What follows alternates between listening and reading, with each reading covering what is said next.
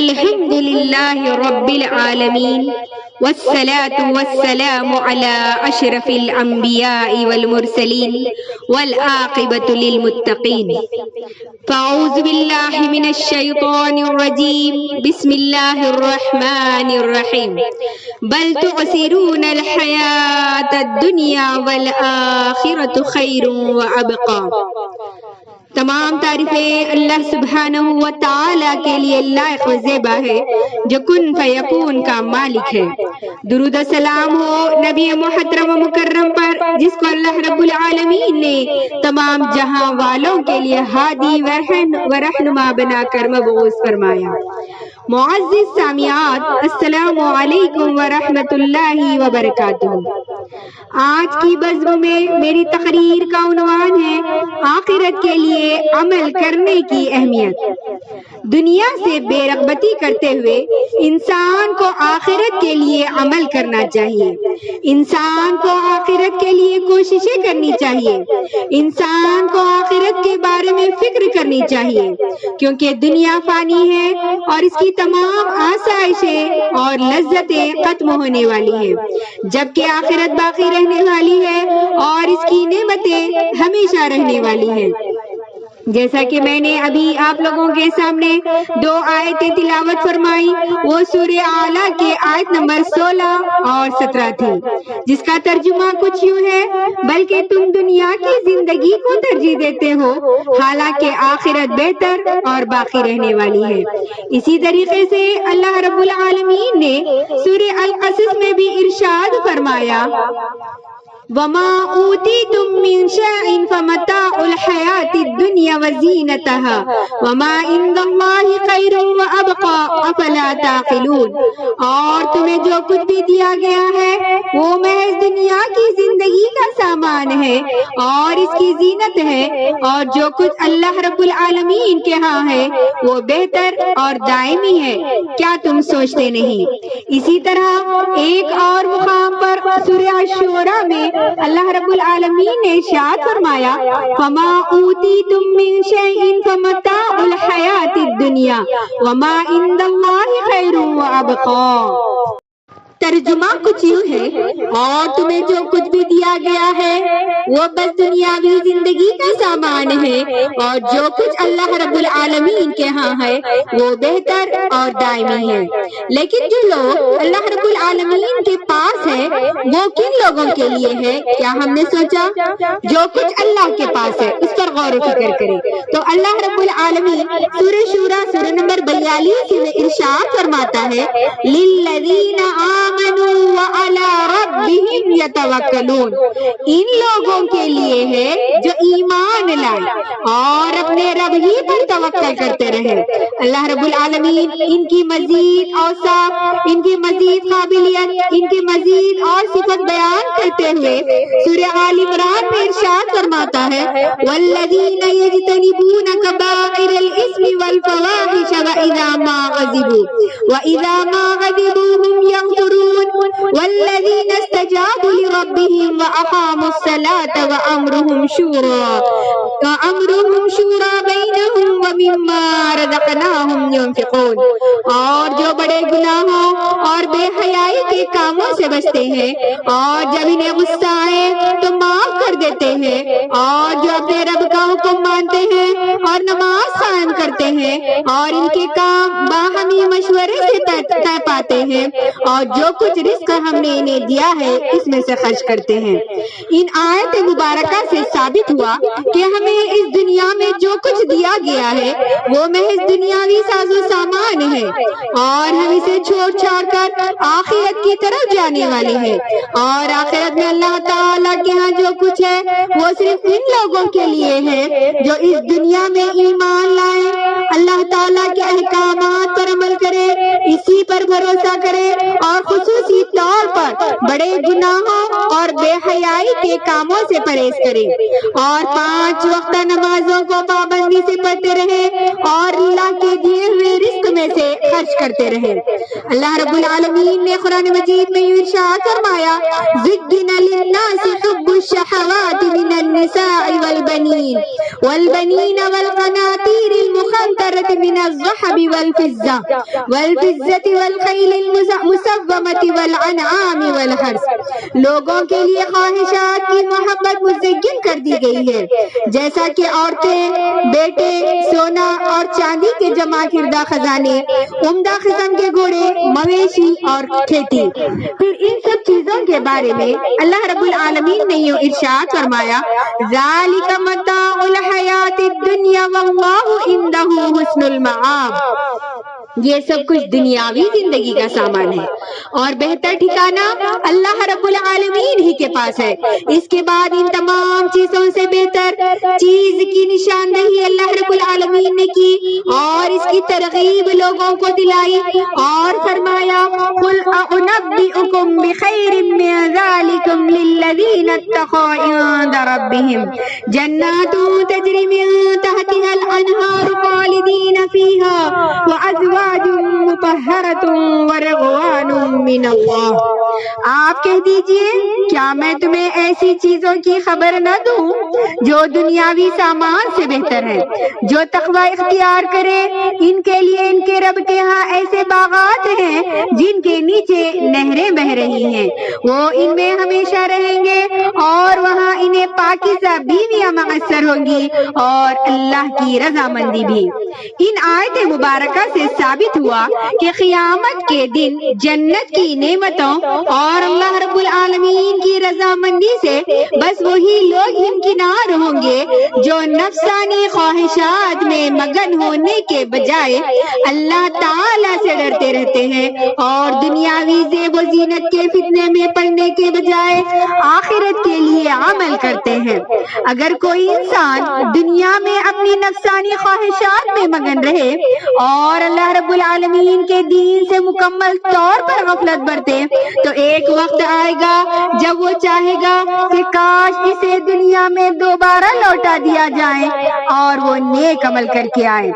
اللہ رب العالمین ارشاد فرماتا ہے سورہ زمر میں اور اپنے رب کی طرف رجوع کرو اور اس کا حکم مان لو قبل اس کے کہ تم پر عذاب آ جائے، پھر تمہیں کہیں سے کوئی مدد بھی نہ مل سکے اور جو کچھ تمہاری طرف تمہارے رب کی طرف سے بہترین یعنی وہی نازل ہوئی اس کی اتباع کرو قبل اس کے کہ اچانک تم پر عذاب آ جائے اور تمہیں خبر بھی نہ ہو، کہیں ایسا نہ ہو کہ اس وقت کوئی کہنے والا کہے افسوس میری کوتاہی پر جو میں نے اللہ تعالی کے حق میں کی اور میں مذاق اڑانے والوں میں سے تھا، یا یوں کہے اگر اللہ مجھے ہدایت دیتا تو میں متقین میں سے ہوتا، یا جب عذاب دیکھے تو کہنے لگے کاش مجھے ایک اور موقع مل جائے تو میں نیک کام کرنے والوں میں شامل ہو جاؤں۔ معزز سامعین غور کرے آخرت میں اللہ تعالیٰ نے اپنے متقی اور پرہیزگار بندوں کے لیے کیا کچھ نہیں تیار کر رکھا۔ اس کا اندازہ اس بات سے لگایا جا سکتا ہے کہ جنت میں سب سے نچلے مرتبے والے جنتی کو جو جنت ملے گی وہ اس دنیا کے کسی بھی بادشاہ کی مملکت سے 10 گنا بڑی ہوگی۔ حضرت مغیرہ بن شعبہ رضی اللہ تعالیٰ عنہ بیان کرتے ہیں کہ اللہ کے رسول صلی اللہ علیہ وسلم نے ارشاد فرمایا حضرت موسیٰ علیہ السلام نے اللہ تعالیٰ سے سوال کیا کہ جنت میں سب سے نچلے درجے والا جنتی کیسا ہوگا؟ تو اللہ تعالیٰ نے جواب دیا وہ آدمی ہوگا جو جنت والوں کے جنت میں چلے جانے کے بعد آئے گا، اسے کہا جائے گا جنت میں داخل ہو جاؤ، وہ کہے گا اے میرے رب میں کیسے جاؤں جبکہ تمام لوگوں نے اپنے اپنے گھر سنبھال لیے ہیں اور سب نے اپنا اپنا انعام وصول کر لیا ہے۔ اسے کہا جائے گا کیا تجھے یہ پسند ہے کہ دنیا کے بادشاہوں میں سے ایک بادشاہ کی پوری مملکت جیسی مملکت تجھے دی جائے؟ وہ کہے گا اے رب میں راضی ہوں۔ اللہ تعالیٰ ارشاد فرمائے گا ہوگا. میں نے تجھے اس مملکت جیسی ایک مملکت، اس جیسی ایک اور اس جیسی ایک اور اس جیسی ایک اور اس جیسی ایک اور مملکت عطا کر دی. وہ کہے گا اے میرے رب میں راضی ہوں. پھر اللہ رب العالمین کہے گا ھذا لک وعشرۃ امثالها ولک ما اشتهت نفسک ولذت عبدک. یہ بھی تیرے لیے ہے اور میں تجھے اس جیسی 10 مملکتیں عطا کرتا ہوں اور تیرے لیے ہر وہ چیز ہے جس کی تو تمنا کرے گا اور جس سے تیری آنکھوں کو لذت محسوس ہوگی. وہ کہے گا اے میرے رب میں راضی ہو گیا. حضرت موسیٰ علیہ السلام نے کہا اے میرے رب یہ تو ہوا نچلے درجے والا جنتی، تو جنت میں سب سے اونچے درجے والا جنتی کیسے ہوگا؟ اللہ رب العالمین نے ارشاد فرمایا اولئک الذین اردت غربت کرمت بیدی، یعنی فرمایا یہ وہ لوگ ہیں جنہیں میں نے چن لیا ہے اور میں نے ان کی عزت اپنے ہاتھ سے گاڑ دی ہے اور اس پر مہر لگا دی ہے. یعنی اب اس میں کوئی تبدیلی نہیں ہو سکتی اور ان کے لیے جو کچھ تیار کیا ہے جسے نہ کسی آنکھ نے دیکھا، نہ اس کے بارے میں کسی کان نے کچھ سنا اور نہ ہی کسی انسان کے دل میں اس کا تصور گزرا. اور اس کا مصداق اللہ تعالیٰ کا یہ فرمان ہے فَلَا تَعْلَمْ نَفْسِي مَا أُخْفِي لَهُم مِّن قُرَّةِ عَيْنٍ. کسی جان کو نہیں معلوم کہ ان کے لیے آنکھوں کو ٹھنڈک پہنچانے والی کون سی نعمتیں چھپا کر رکھی گئی ہیں. اور جو شخص جنت میں سب سے آخر میں داخل ہوگا اسے کیسی جنت ملے گی؟ آئیے اس حدیث سے معلوم کرتے ہیں.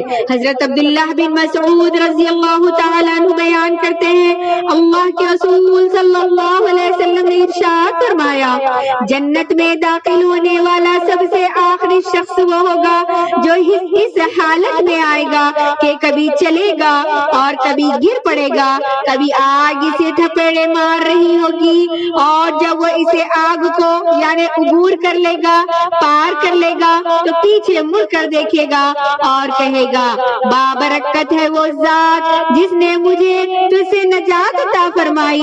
یقیناً اللہ نے مجھے وہ چیز عطا کر دی ہے جو اس نے پہلوں اور پچھلوں میں سے کسی کو عطا نہیں کی. پھر ایک درخت اس کے سامنے بلند کیا جائے گا تو وہ کہے گا اے میرے رب مجھے اس درخت کے قریب کر دے تاکہ میں اس کے سائے میں چلا جاؤں اور اس کے قریب بہتے ہوئے پانی سے پیاس بجھا سکوں. اللہ تعالیٰ کہے گا اے ابن آدم اگر میں یہ تیرا سوال پورا کر دوں تو شاید تو پھر کوئی دوسرا سوال بھی کرے گا. وہ کہے گا نہیں میرے رب. پھر وہ اللہ تعالیٰ سے وعدہ کرے گا کہ وہ کوئی اور سوال نہیں کرے گا.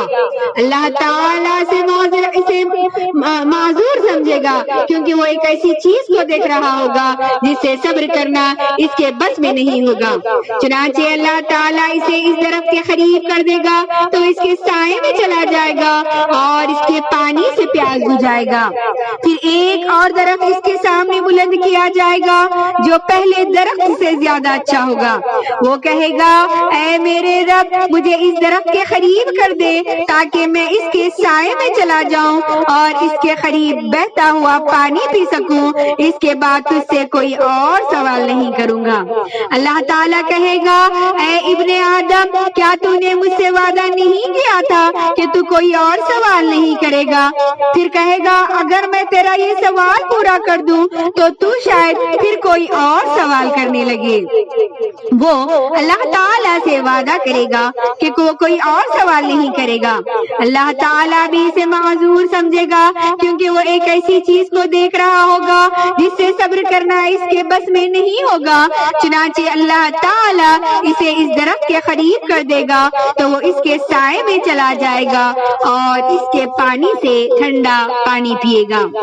پھر ایک اور درخت کے دروازے کے قریب اس کے سامنے بلند کیا جائے گا جو پہلے دونوں درختوں سے زیادہ اچھا ہوگا۔ وہ کہے گا اے میرے رب مجھے اس درخت کے قریب کر دے تاکہ میں اس کے سائے میں چلا جاؤں اور اس کے قریب بہتا ہوا پانی پی سکوں، اس کے بعد تجھ سے کوئی اور سوال نہیں کروں گا۔ اللہ تعالیٰ ارشاد فرمائے گا اے ابن آدم کیا تو نے مجھ سے وعدہ نہیں کیا تھا کہ تو کوئی اور سوال نہیں کرے گا؟ وہ کہے گا کیوں نہیں ہے میرے رب، بس یہی سوال پورا کر دے، اس کے بعد کوئی اور سوال نہیں کروں گا۔ اللہ تعالیٰ بھی اسے معذور سمجھے گا کیونکہ وہ ایک ایسی چیز کو دیکھ رہا ہوگا جس سے صبر کرنا اس کے بس میں نہیں ہوگا، چنانچہ وہ اسے اس درخت کے قریب کر دے گا اور وہ اس کے قریب پہنچ کر اہل جنت کی آوازیں سنے گا۔ وہ کہے گا اے میرے رب مجھے اس جنت میں داخل کر دے۔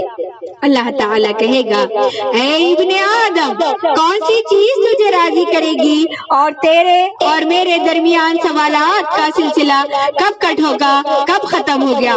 کیا تو اس بات پر راضی نہیں ہو جائے گا کہ میں تجھے دنیا اور اس جیسی ایک اور دنیا دے دوں؟ وہ کہے گا اے میرے رب کیا آپ مجھ سے مذاق کرتے ہیں جبکہ آپ تو رب العالمین ہیں۔ یہاں تک حدیث بیان کر کے حضرت ابن مسعود رضی اللہ تعالیٰ عنہ ہنس پڑے، پھر کہنے لگے کیا تم مجھ سے پوچھتے نہیں کہ میں کیوں ہنس رہا ہوں؟ لوگوں نے پوچھا آپ کیوں ہنس رہے ہیں؟ تو انہوں نے کہا اس لیے ہنس رہا ہوں کہ اللہ کے رسول صلی اللہ علیہ وسلم بھی یہ حدیث بیان یہاں تک بیان کر کے ہنس پڑے تھے۔ صحابہ اکرام رضی اللہ عنہ نے ان سے پوچھا کہ آپ کیوں ہنس رہے ہیں؟ آپ نے فرمایا میں اس لیے ہنس رہا ہوں کہ اللہ تعالیٰ بھی اس آدمی کی یہ بات سن کر ہنس پڑیں گے کہ کیا تو مجھ سے مذاق کرتا ہے حالانکہ تو رب العالمین ہے۔ پھر اللہ تعالیٰ کہے گا میں تجھ سے ہرگز مذاق نہیں کر رہا بلکہ میں جو چاہوں کر سکتا ہوں اور میں ہر چیز پر قدرت رکھتا ہوں۔ اللہ تعالیٰ سے دعا کرے کہ وہ ہمیں ہمارے والدین اور ہمارے تمام لواحقین ہمارے بہن بھائیوں سب کو جنت الفردوس میں داخل فرمائے۔ یا الہ العالمین ہم تمام کو اس دنیا سے بے رغبتی کرنے والے بنا دے۔ اے الہ العالمین یا ارحم الراحمین اے میرے مولا آخرت کے لیے ہمیں عمل کرنے والے بنائیے۔ یا الہ العالمین اے ساری کائنات کے بادشاہ ہم تمام کی دعاؤں کو قبول فرما۔ آمین ثم آمین وآخر الدعوانا ان الحمد للہ رب العالمین۔ السلام علیکم ورحمۃ اللہ وبرکاتہ۔